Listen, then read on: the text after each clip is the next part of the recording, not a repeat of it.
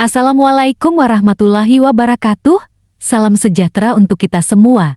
Selamat datang di pelatihan online unit kompetensi melaksanakan Master F Ceremony dengan kode STITIK 941000.018.02. Pelatihan ini dirancang khusus untuk membekali Anda semua para calon MC profesional, penyiar, presenter, ataupun siapapun yang ingin meningkatkan kemampuan tampil di depan publik dengan keterampilan, pemahaman, dan praktik terbaik sebagai Master F Ceremony. Selama pelatihan ini, kita akan menggali bersama mulai dari bagaimana memetakan format dan tema acara, memahami fungsi MC, mengenali audiens, menguasai teknik komunikasi publik, hingga pemanfaatan teknologi komunikasi massa, dan evaluasi kinerja sebagai MC. Pastikan Anda aktif selama sesi ini, karena pelatihan ini bukan hanya teori, tapi juga akan dilengkapi dengan contoh, simulasi, dan diskusi interaktif. Bersama saya, mari kita jadikan sesi ini sebagai langkah awal untuk tampil lebih percaya diri, profesional, dan memukau di atas panggung. Baik, mari kita mulai dengan memahami tujuan pembelajaran dari unit kompetensi ini. Sebelum kita masuk ke materi utama, penting bagi kita untuk mengetahui terlebih dahulu apa saja tujuan pembelajaran dari pelatihan ini. Tujuan ini akan menjadi panduan bagi kita semua, baik peserta maupun instruktur, agar proses belajar tetap terarah dan hasil yang dicapai sesuai dengan standar kompetensi. Dalam pelatihan melaksanakan Master F Ceremony ini, peserta diharapkan mampu. Pertama, memahami dan memetakan format serta tema acara, baik formal, non-formal, hingga acara hybrid atau daring. Ini penting agar gaya pembawaan MC bisa menyesuaikan dengan jenis acara. 2. Menjelaskan fungsi Master F Ceremony secara profesional, baik sebagai pembawa acara, penghubung antar segmen, maupun pencipta suasana. 3. Mengidentifikasi karakteristik audiens, mulai dari usia, latar belakang, hingga ekspektasi mereka terhadap acara, sehingga MC bisa membangun komunikasi yang efektif. Keempat, menggunakan teknik komunikasi publik seperti artikulasi, intonasi, bahasa tubuh, dan ekspresi wajah untuk menarik perhatian dan menjaga keterlibatan audiens. 5. Mengaplikasikan teknologi komunikasi massa, termasuk penggunaan mic, platform digital, dan perangkat bantu lainnya, terutama dalam acara virtual atau hybrid. 6. Melakukan evaluasi terhadap aktivitas MC, baik secara mandiri maupun melalui umpan balik peserta dan penyelenggara, sebagai bagian dari proses peningkatan kualitas. Tujuan-tujuan ini saling terhubung dan membentuk satu kesatuan kemampuan yang harus dimiliki oleh seorang MC profesional. Baik, kita akan masuk ke topik pertama dari pelatihan ini, yaitu pemetaan format dan tema acara. Ini adalah bagian yang sangat penting dalam tugas seorang Master F Ceremony. Kenapa penting? Karena sebagai MC, kita tidak bisa hanya fokus pada membawakan acara saja. Kita harus benar-benar paham, acara seperti apa yang kita pandu, untuk siapa, dalam suasana seperti apa. Pertama, mari kita bahas tentang jenis format acara. Secara umum, ada 3 format utama yang sering kita temui. 1. Acara formal, contohnya seperti seminar, konferensi, upacara kenegaraan, pelantikan, atau pertemuan resmi perusahaan. Dalam acara ini, MC harus tampil serius, rapi, menggunakan bahasa formal, dan mengutamakan ketepatan waktu serta etika protokoler. Kedua, acara non-formal, contohnya seperti pernikahan, ulang tahun, gathering perusahaan, konser, atau acara hiburan lainnya. Di sini, gaya pembawaan MC bisa lebih santai, penuh energi, dan lebih banyak interaksi serta improvisasi, tapi tetap menjaga alur dan etika. Ketiga, acara hybrid, yaitu gabungan antara tatap muka dan daring online. MC dalam acara hybrid harus multitasking, mampu menjangkau audiens fisik dan virtual secara bersamaan, dan menggunakan teknologi seperti Zoom, layar monitor, dan mic wireless secara efektif. Selanjutnya, kita bahas tema acara. Tema sangat menentukan bagaimana MC harus membawakan acara. Beberapa contoh tema yang umum antara lain, edukasi, seperti seminar atau pelatihan MC harus informatif dan fokus menjaga waktu dan fokus audiens. hiburan, seperti konser atau acara TV. MC harus mampu membangun energi, humor, dan interaksi. Keagamaan, seperti peringatan hari besar agama, MC harus menjaga nuansa sakral, tenang, dan sopan. Sosial, seperti kegiatan bakti sosial atau peluncuran program masyarakat, MC harus hangat, menyentuh, dan inspiratif. Promosi, seperti launching produk atau pameran, MC harus komunikatif, persuasif, dan menghidupkan brand. Catatan penting yang perlu diingat, sebagai MC, Anda harus memahami tujuan acara dengan jelas. Kenapa acara ini diadakan? Siapa audiensnya? Apa yang ingin dicapai? Dari situ, kita bisa menentukan gaya bahasa, penampilan, dan alur acara yang tepat. Coba sekarang Anda bayangkan jika Anda menjadi MC di acara pernikahan, lalu keesokan harinya Anda diminta membawakan acara seminar pemerintahan. Tentunya gaya dan pendekatan Anda harus sangat berbeda, bukan? Baik, setelah kita memahami jenis dan tema acara, selanjutnya kita akan bahas fungsi Master of Ceremony secara lebih mendalam. Sekarang, kita akan membahas tentang fungsi utama seorang Master of Ceremony MC. Ini merupakan bagian inti dari profesi MC yang seringkali terlihat sederhana, tetapi memiliki tanggung jawab yang besar dan strategis. Ketika kita mendengar kata MC, sebagian dari kita mungkin langsung membayangkan seseorang yang berdiri di atas panggung, memegang mikrofon, dan berbicara di depan umum. Namun sejatinya, fungsi seorang MC jauh lebih luas dari sekadar membawakan acara. Seorang MC harus memiliki kepekaan, kendali, dan kemampuan komunikasi yang tinggi agar acara berjalan teratur, hidup, dan berkesan. Mari kita uraikan 4 fungsi utama MC berikut ini. Pertama, pengarah acara. Sebagai pengarah acara, MC bertanggung jawab untuk menjaga alur acara sesuai rundown dan memastikan waktu tidak melenceng dari rencana. MC harus tahu kapan harus mempercepat segmen, kapan harus memberi waktu lebih, dan kapan harus memberi jeda. Ini bukan hanya soal membaca naskah, tetapi soal manajemen waktu dan dinamika acara secara keseluruhan. Kedua, penyambung komunikasi. MC adalah jembatan antara penyelenggara dan audiens. MC harus dapat menyampaikan maksud dari penyelenggara dengan bahasa yang dapat dipahami, diterima, dan dirasakan oleh audiens, termasuk ketika terjadi perubahan mendadak. MC lah yang menjelaskan dengan bijak agar suasana tetap kondusif. Ketiga, pencipta suasana. Salah satu fungsi MC yang tidak kalah penting adalah membangun dan menjaga atmosfer acara. Apakah acaranya harus formal dan tenang, atau santai dan menyenangkan? Disinilah peran MC sebagai pencipta suasana. Dengan intonasi, ekspresi, humor yang tepat, atau bahkan keheningan yang strategis, MC dapat memengaruhi emosi audiens dan kesuksesan acara. Keempat, representatif penyelenggara. MC juga bertindak sebagai wajah dari penyelenggara acara. Cara berbicara, berpakaian, hingga gestur MC akan mencerminkan citra penyelenggara, apakah profesional, hangat, meyakinkan, atau sebaliknya. Oleh karena itu, MC harus menjaga sikap, etika, dan performa sebaik mungkin. Studi kasus, mari kita lihat perbandingan peran MC pada 2 jenis acara yang sangat berbeda. Di acara kenegaraan, MC dituntut serius, terstruktur, mengikuti protokol, serta menjaga wibawa. Kesalahan kecil dalam penyebutan nama pejabat atau waktu bisa menjadi masalah besar. Sementara di acara pernikahan, MC harus hangat, menghibur, fleksibel, dan mampu mencairkan suasana. MC bisa menyelipkan humor ringan, puisi, atau candaan selama tetap menjaga kehormatan kedua mempelai dan keluarga. Dari studi kasus ini, kita bisa melihat bahwa peran MC sangat fleksibel, tapi tetap memiliki kerangka fungsi utama yang tidak berubah. Baik, sekarang Anda sudah lebih memahami bahwa menjadi MC bukan hanya soal tampil percaya diri di panggung, tapi juga menjalankan peran komunikasi yang strategis dan penuh tanggung jawab. Selanjutnya, kita akan masuk ke topik penting lainnya, yaitu karakteristik audiens. Bapak dan Ibu peserta pelatihan, sekarang kita akan masuk ke salah satu aspek paling menentukan dalam keberhasilan seorang MC, yaitu memahami karakteristik audiens. Kenapa ini penting? Karena MC bukan hanya berbicara, MC berkomunikasi, dan komunikasi yang efektif selalu bergantung pada siapa yang kita ajak bicara.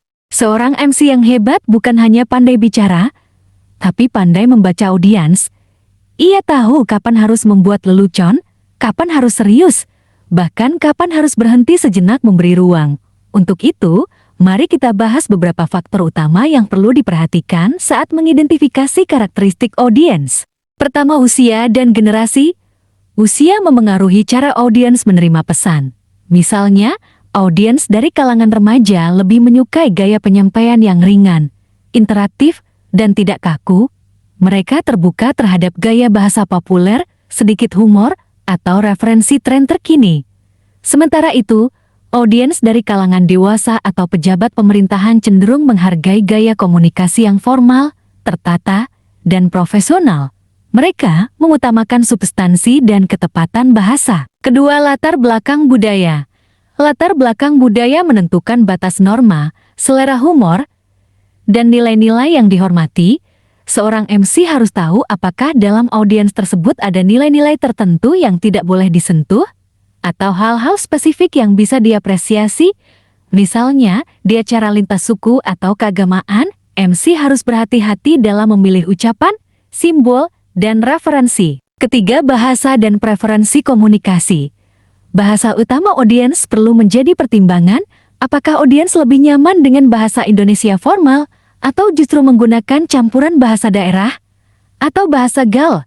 Kemampuan MC untuk menyesuaikan kosakata, gaya kalimat, dan intonasi akan membuat komunikasi terasa lebih dekat. Keempat, tingkat pendidikan.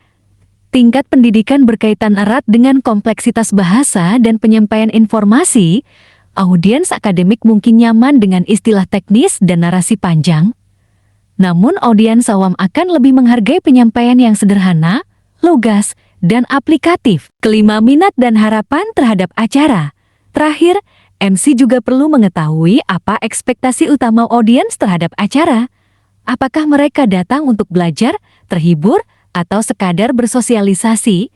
Dari sini, MC bisa memilih intonasi, alur, dan dinamika interaksi yang sesuai. Contoh perbandingan, mari kita lihat dua contoh MC menghadapi audiens yang berbeda. 1. MC di acara ulang tahun remaja. Gaya pembawaan energik, bahasa santai, banyak humor, bisa memulai dengan "Hai teman-teman, sudah siap seru-seruan malam ini?" 2. MC di acara kenegaraan atau pelantikan pejabat. Gaya pembawaan formal, suara, mantap, menyapa dengan "Yang terhormat Bapak atau Ibu, hadirin sekalian, selamat pagi dan selamat datang dalam acara." Kesimpulan, memahami karakteristik audiens adalah pondasi komunikasi yang efektif. Tanpa itu, seorang MC hanya berbicara bukan berkomunikasi. Baik, setelah memahami siapa audiens kita, berikutnya kita akan bahas bagaimana cara menyampaikan pesan yang efektif melalui teknik komunikasi publik. Bapak dan Ibu peserta pelatihan, setelah kita membahas tentang karakteristik audiens, kini kita akan masuk ke keterampilan utama yang wajib dikuasai seorang MC, yaitu teknik komunikasi publik. Sebagai seorang Master of Ceremony, kemampuan berbicara di depan umum bukan hanya soal percaya diri, tetapi juga tentang bagaimana menyampaikan pesan dengan jelas, menarik, dan tepat sasaran. Teknik komunikasi publik mencakup beberapa aspek utama yang semuanya saling mendukung untuk menciptakan komunikasi yang hidup dan berdampak. Mari kita bahas satu persatu. Pertama, vokal. Intonasi, artikulasi, volume. Intonasi adalah naik turun nada suara. Tanpa intonasi yang bervariasi, pembicaraan akan terdengar datar dan membosankan. Intonasi membantu menekankan bagian penting dan menambah daya tarik. Artikulasi, kemampuan mengucapkan kata dengan jelas. Jika MC tidak artikulatif, pesan bisa disalahpahami. Volume, kekuatan suara harus disesuaikan dengan ruangan dan audiens. Jangan terlalu pelan hingga tidak terdengar, tapi juga jangan terlalu keras hingga mengganggu. Tip praktis, latih pembacaan teks keras-keras di depan cermin, rekam suara Anda, lalu evaluasi. Kedua, bahasa tubuh.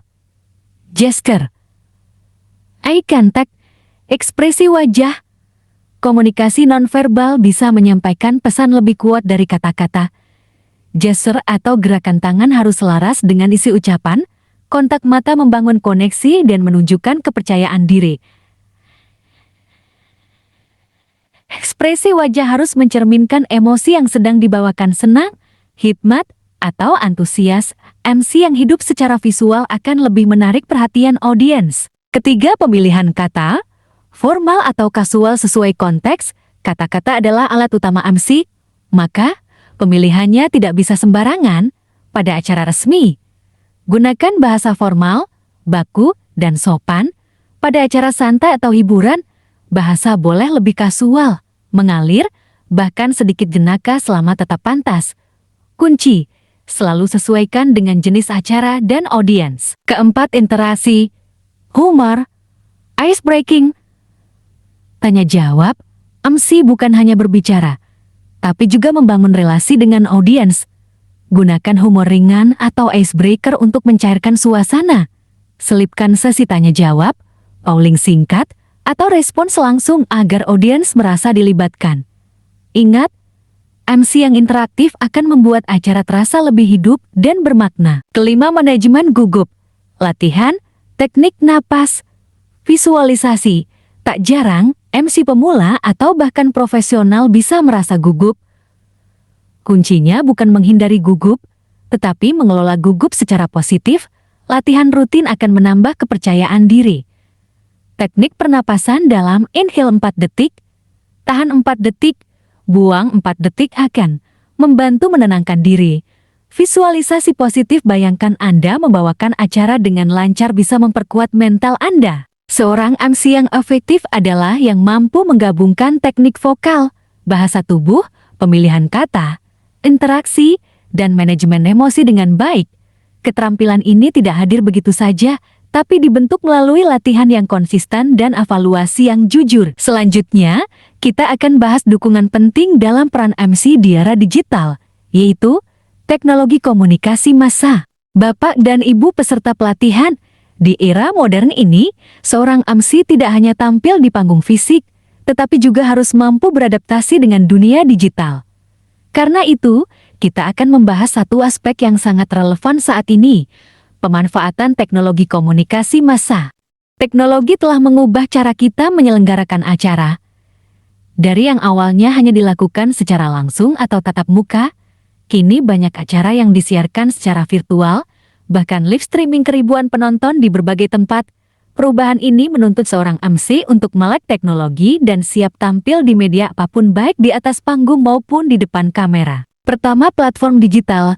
MC saat ini harus mampu mengoperasikan atau setidaknya memahami berbagai platform acara digital seperti Zoom, Google Meet, Microsoft Teams untuk webinar dan rapat daring, YouTube Live, Instagram Live, TikTok Live untuk siaran langsung, event hybrid yang menggabungkan panggung fisik dengan penonton virtual. MC juga perlu tahu fitur penting seperti share screen, mute atau unmute, breakout room, dan polling online. Kedua, perangkat penunjang.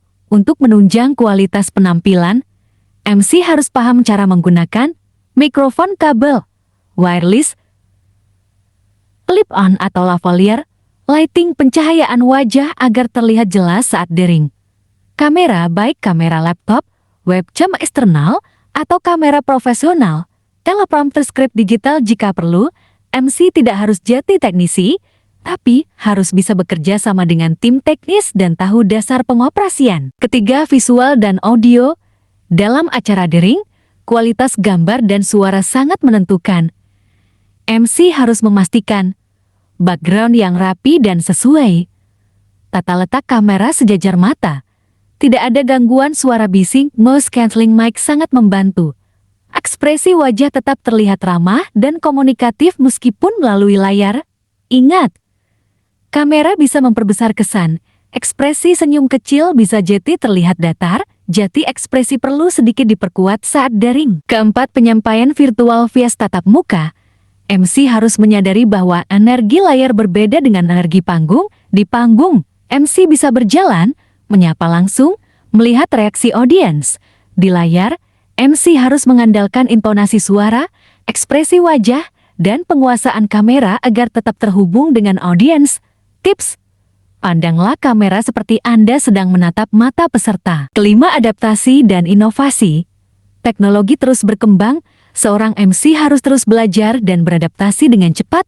Gunakan media sosial untuk membangun citra MC profesional. Pelajari teknik dasar editing suara dan video jika perlu. Fahami tren komunikasi digital seperti storytelling visual, emoji, atau penggunaan AI sebagai asisten acara. Teknologi bukan penghalang bagi MC, tapi justru jembatan untuk memperluas jangkauan komunikasi.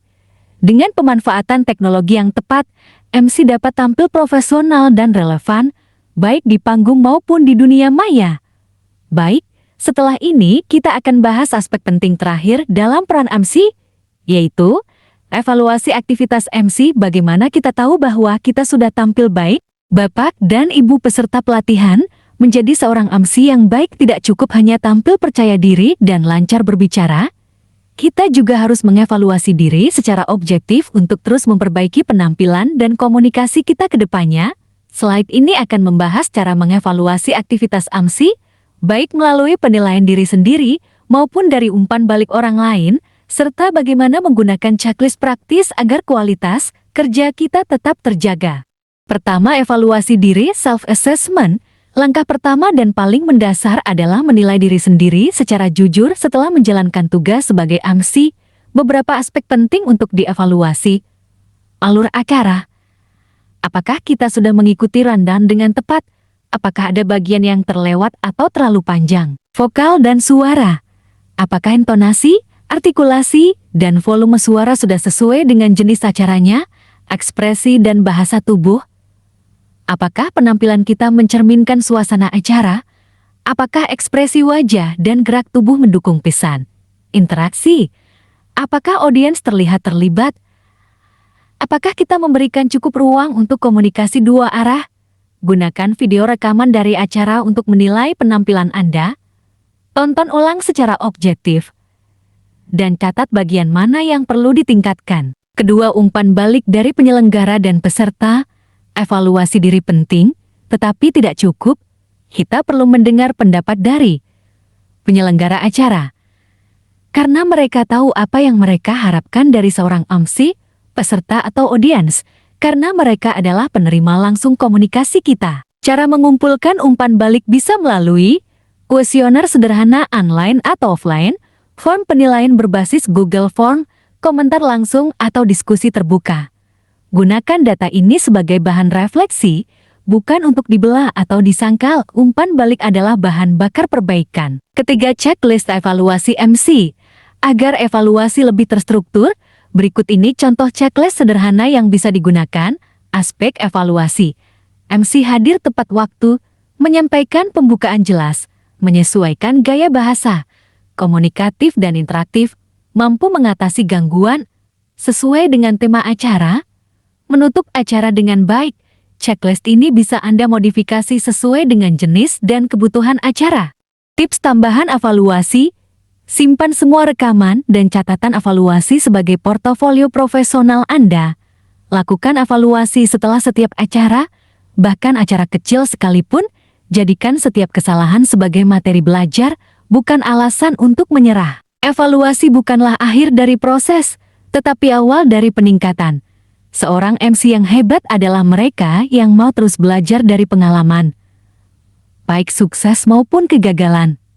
Berikutnya, kita akan masuk ke sesi terakhir dalam pelatihan ini, yaitu studi kasus dan simulasi, sebagai latihan untuk mengaplikasikan semua materi yang telah dipelajari.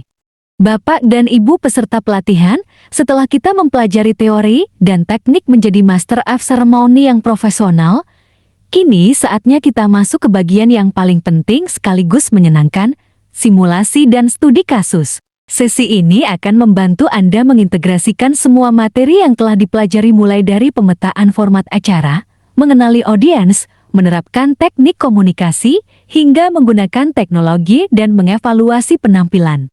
Bapak dan Ibu peserta pelatihan, setelah kita mempelajari teori dan teknik menjadi Master of Ceremony yang profesional, kini saatnya kita masuk ke bagian yang paling penting sekaligus menyenangkan, simulasi dan studi kasus. Sesi ini akan membantu Anda mengintegrasikan semua materi yang telah dipelajari mulai dari pemetaan format acara, mengenali audiens, menerapkan teknik komunikasi, hingga menggunakan teknologi dan mengevaluasi penampilan. Pertama, contoh skenario, MC di acara formal seminar. Bayangkan Anda menjadi MC dalam acara seminar nasional bertema transformasi digital untuk UMKM. Yang hadir adalah pejabat pemerintah, pelaku usaha, akademisi, dan media. Apa yang perlu Anda perhatikan?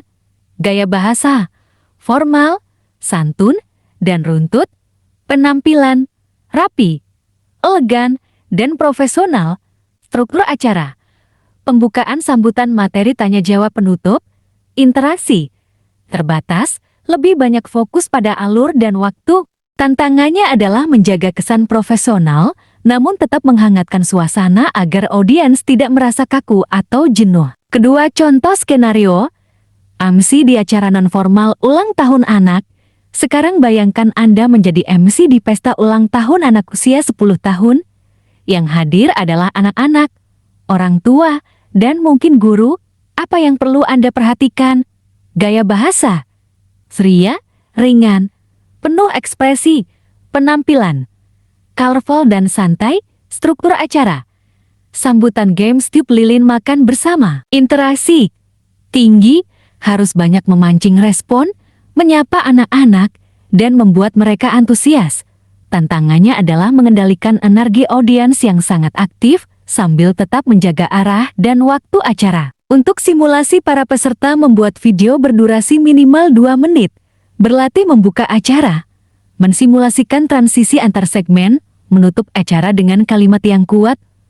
Video bisa diupload di TikTok, YouTube, Instagram, Facebook, dan sejenisnya. Link dapat ditautkan di web skill Grab BLK Wonogiri. Pelatihan ini menunjukkan bahwa MC bukan sekadar pembawa acara, tapi pemimpin momen, pengarah alur, dan jembatan komunikasi antara penyelenggara dan peserta. Dengan memahami format acara, karakter audiens, serta teknik komunikasi dan teknologi masa kini, MC mampu tampil adaptif dan profesional. Evaluasi dan latihan berkelanjutan adalah kunci, dan melalui simulasi praktik, setiap peserta bisa menemukan gaya khas mereka. Mari terus berlatih, karena suara Anda bisa menentukan kesuksesan sebuah acara. Demikian pembahasan tentang Master F Ceremony, semoga bermanfaat. SMP ketemu di bahasan materi selanjutnya. Salam kompeten dari BLK Wonogiri.